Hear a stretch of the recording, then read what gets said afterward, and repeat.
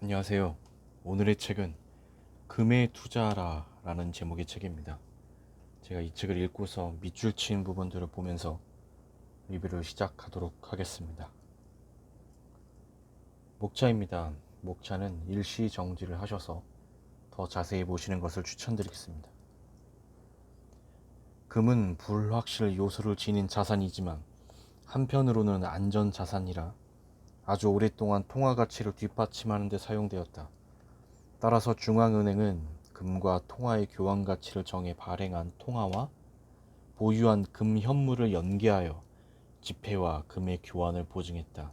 이것을 금본 위제라고 한다. 전 세계 사람들이 귀중한 물건으로 인식하고 세계 경제의 규모에서 차지하는 희소성도 있어 금은 만국 공통의 가치를 지닌 자산이다. 각국의 법정 화폐는 인위적으로 얼마든지 발행할 수 있는 데 반해 금은 그렇지 않다. 그 점에서 금의 근원적 가치는 흔들림이 없다. 때문에 금이 통화 가치를 뒷받침하는 데 사용된 것이다. 2020년 코로나19 바이러스 감염 확대를 억제하기 위해 세계 각국이 경제 봉쇄를 시행한 결과 2월에서 4월은 주식이 폭락하는 등 금융경제가 혼란에 빠졌다. 이는 그야말로 리먼 쇼크 발생 당시 상황에 필적한다고도 할 수 있었다.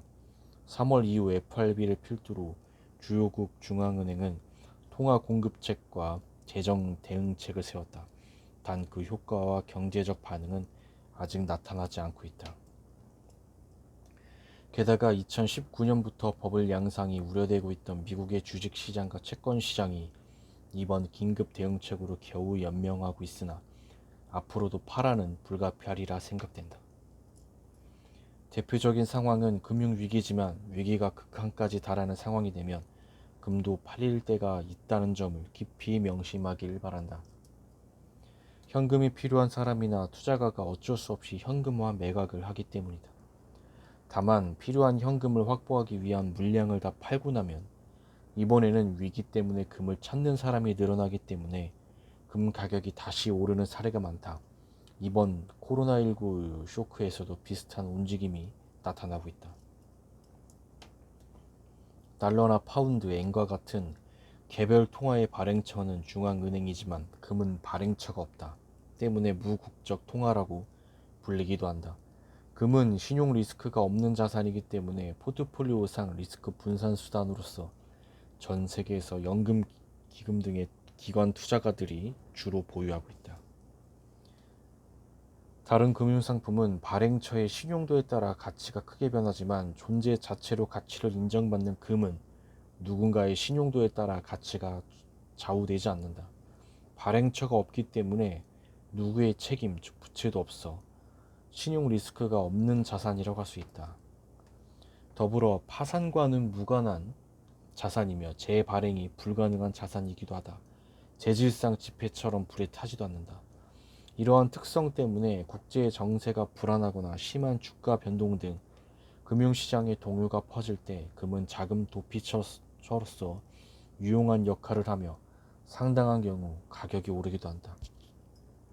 역사를 되짚어 봤을 때 전란 때마다 매입되었다는 점에서 위기시의 금이라고도 불린다. 현재에 대입한다면 지정학적 리스크나 경제 위기시의 강한 금이 되겠다. 마지막 은신처라는 별칭도 있다. 발행처가 없는 데다가 신용 리스크가 없는 금에도 단점은 있다. 금리가 없다는 것이다. 때문에 금리 상승에도 약하다. 특히 기축 통화인 미국 달러와 금리가 상승세를 타면 매도되는 경향이 있다. 또 앞서 다뤘듯이 달러 가치를 뒷받침하는 역할로 이용된다는 점에서 달러 금 가격은 외환 시장에서 달러 강약과 반대 시세로 움직이기 쉽다. 달러가 강하면 금은 약하다, 즉 싸다. 반대로 달러가 약하면 금은 비싸지는 경향이 있다. 미국 경제의 약 70%를 차지하고 있는 개인 소비, 개인이 소비를 자제하는 자세는 그대로 디플레이션이 진행될 것임을 예상케 한다. 인간 심리상 앞날을 예측하기 어려운 지금과 같은 불안정한 시대에는 분명한 존재로서의 금을 보유하려는 욕구가 강하다. 1971년 8월까지 달러는 금으로 교환 가치를 보장함으로써 전 세계에서 통용되고 있다. 이전에는 달러의 발행량이 FRB의 금 보유량에 이론적으로 제한되고 있었다. 달러 공급에는 금의 규제가 있었던 셈이다. 그 제도가 50년 전에 폐지되면서 FRB는 임기응변으로 달러를 공급할 수 있게 되어 이번 금융위기에도 과감하게 대응할 수 있었다. 한편 금의 2019년 세계 광산 생산량은 WGC 조사 기준으로 3,463톤이었다. 이는 시가로 따지면 약 200조 원이다. 전 세계 광산 업체가 1년에 걸쳐 생산해내는 금은 200조 원에 불과하고 코로나19 사태로 증가한 FRB의 보유 자산과 비교해도 고작 16분의 1 정도에 지나지 않는다. 그럼에도 불구하고 FRB가 석 달간 공급한 3,200조 원이라는 액수는 몹시 크다. 발행량 급증과 함께 달러 가치는 약해졌다. 그러나 금은 지폐처럼 찍어내듯이 발행할 수가 없다. 금융세계의 비대화는 그저 놀라울 따름이지만 세계에 존재하는 금 절대량의 시가총액은 급팽창하는 금융시장 규모와 비교하면 점점 줄고 있는 것만 확실하다. 이것은 실제로도 금의 가치가 올라가고 있음을 의미한다. 금 광산의 개발은 해당 장소에 금 광맥이 있다는 사실을 알고 난 후 실제 생산이 개시될 때까지 평균적으로 5년 정도가 걸린다고 한다. 채굴 현장은 보통 인적이 드문 곳이라 도로나 주거 설비 등 인프라 정비에 시간이 든다. 개발 전 환경 오염이나 파괴를 최소화하는 방안도 필요하다. 추정 매장량인 54,000톤을 지난 10년 동안의 연평균 생산량인 3,197톤으로 나누면 약 17년치라는 계산이 나온다. 만약 현재의 생산 규모가 계속된다면 앞으로 17년 후 금은 고갈되는 셈이다. 향후 생산량이 감소해 가치연수, 즉 어떤 자원을 캐낼 수 있다고 예상되는 횟수가 늘어날 것인지 아니면 가격 상승에 자극받아 개발 예산이 늘어나면서 새로운 광맥의 발견이 계속될 것인지 가늠하기 쉽지 않다. 다만 현 상황으로 봐서 생산량은 서서히 감소할 듯 보인다. 이는 금 가격 상승 요인 중 하나가 될 수 있다. 금 가격 변동 요인은 폭넓게 존재한다. 국제 정세로 대표되는 지정학적 요인에서부터 주요국, 특히 세계 경제의 견인차 역할을 하는 미국의 금융경제 동향, 나아가서는 수요국인 중국과 인도 등의 개별적 요인부터 산출국의 상황 또는 유가 동향에서 기상조건까지 다양하다. IT 버블 붕괴, 2001년 9.11 테러, 2003년 이라크 전쟁, 2004년 금 ETF 뉴욕 상장, 2007년 서브프라임 모기지 사태 표면화, 2008년 국제금융위기, 이에 대응하는 FRB의 달러 뿌리기, 즉 양적 완화 착수, 그리스 등 유럽 국가들의 국채 신임도 저하, 영국의 유럽연합, EU 탈퇴 문제 등 각종 정치 이벤트와 금융시장의 파란 속에서 금의 통화적인 측면에 주목한 수요, 즉 투자 수요의 확대가 두드러지기 시작했다. 유가 급등세가 인플레이션 우려를 높이는 등 금융경제에 광범위한 혼란과 파장을 미칠 우려가 있는 요소로 인정되는 경우 안전자산으로서 금이 주목받아 가격이 상승하는 경향이 있는 것으로 풀이된다. 금 시장의 앞날을 읽는 작업은 지금 상황에서의 국제 정치 또는 금융세계에서 일어나고 있는 일이 결국 앞으로의 국제 경제에 어떤 영향을 미칠지를 읽는 작업이라고 할 수 있다. 그중 하나의 지표로서 중요한 것이 기축통화인 달러 환율의 행방이다. 애당초 금이 달러 가치에 기반을 두고 이용되었다는 역사적 사실에 기인하여 달러 시세는 주시를 받고 있다. 단, 통화 대체로서의 금은 달러라는 통화 대체로서의 금이라고도 할 수 있다.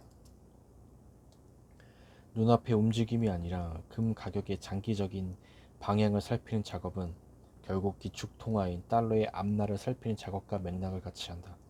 이는 달러가 기축통화로 존재하는 한 계속되리라 본다.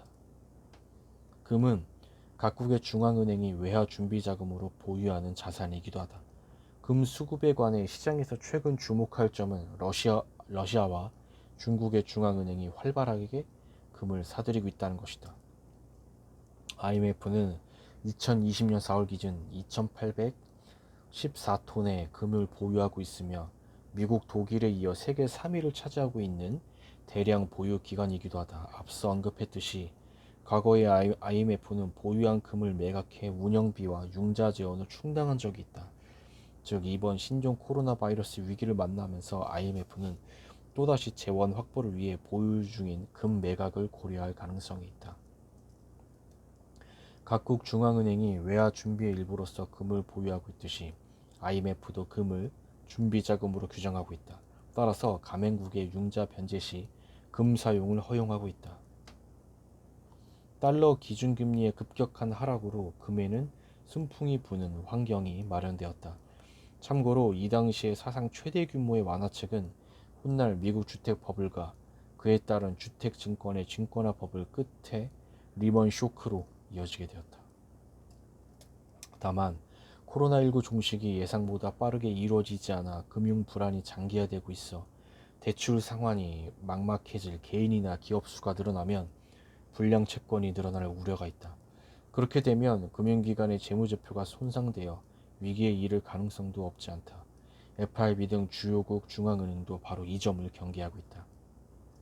인도와 중국은 전통적으로 금의 양대 수요국이다.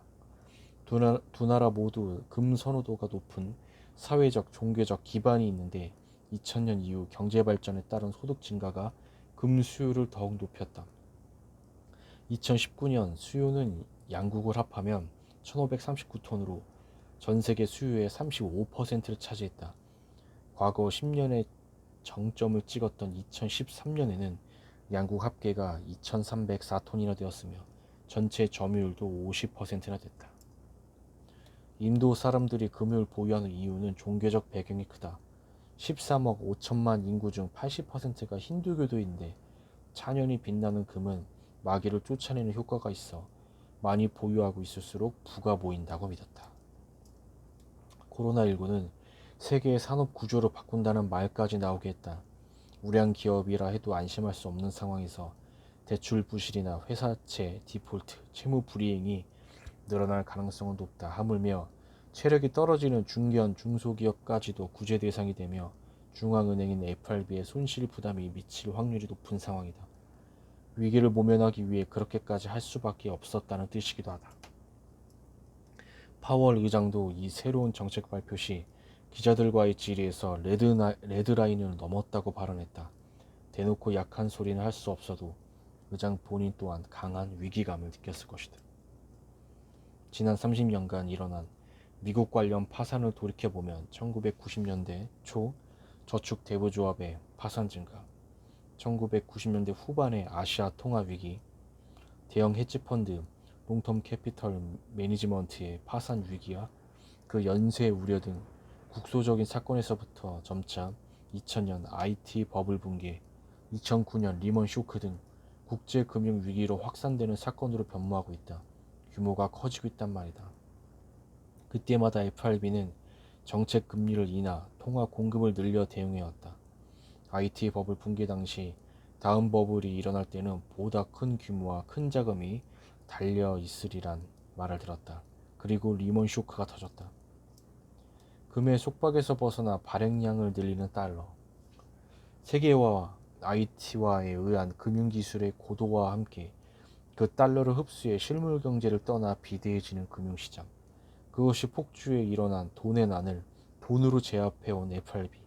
다음 위기에는 얼마만큼의 코스트가 들 것인지에 대해 요 몇 년 동안 우려의 목소리가 높아지고 있다. 초저금리 환경이 10년 넘게 이어지는 가운데 그 규모는 예측 불허로 FRB가 어떻게 대응할지, 어떻게 신뢰를 유지할지가 필자의 관심사였다.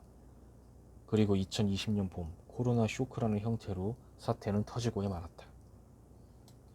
FRB가 2019년부터 걱정하던 지점도 일반 기업 채무 확대가 멈추지 않는다는 점이다. 애당초 10년 이상에 걸친 저금리와 윤택한 자금 공급은 디플레이션 경제를 극도로 두려워한 FRB의 정책이 초래한 현상이지만 이는 기업들에게는 저비용 자금 조달이 가능한 원치 않은 환경이었다. 미국 일반 기업의 부채는 2019년 말 사상 최대치인 16조 달러, 약 1경 8,145조 원에 달했다. 회사채 등으로 조달된 자금은 대부분 설비 투자에 사용되지 않고 주로 자사주 매입이나 기업 매수, M&A에 사용되었다. 경기는 커지고 있으나 속도가 붙지 않아 저성장이 만성화되었다. 트럼프 정권의 자국 제일주의 아래 많은 나라 및 지역과 무역 마찰도 커지며 환경을 예측할 수 없는 가운데 조달된 자금은 주가 상승을 만들어내는 기초가 되었다. FRB는 매입 프로그램을 2023년까지 유지할 것이라 밝혔다. 코로나19 백신 공급이 진행되면서 시기에 따라 달라지겠지만 우선 시장 심리가 개선되어 돈이 남아도는 가운데 주가는 계속 상승할 것이다. 동시에 경기 회복에 대한 기대로 장기금리 상승이 예상된다. 그러나 빚이 커진 상황 속에서의 금리 상승은 기업에 큰 타격을 입힐 수 있다. 이는 매입을 진행한 FRB 또한 마찬가지다. FRB의 위기 대응 정책은 이번 환경에서는 없어서는 안 될 올바른 정책이었다. 다만 그 올바른 정책이 다음 위기로 이어진 것 역시 지난 금융의 역사이기도 하다. 결국 이번에도 돈의 난을 돈으로 제압하는 흐름이지만 역시 그 비용은 리먼 쇼크 때를 웃돌 듯하다. 재무부가 준비한 안전망이 있다 해도 FRB가 리스크를 감수해야만 하는 상황은 금액에는 큰 서포트 요인이랄 수 있다.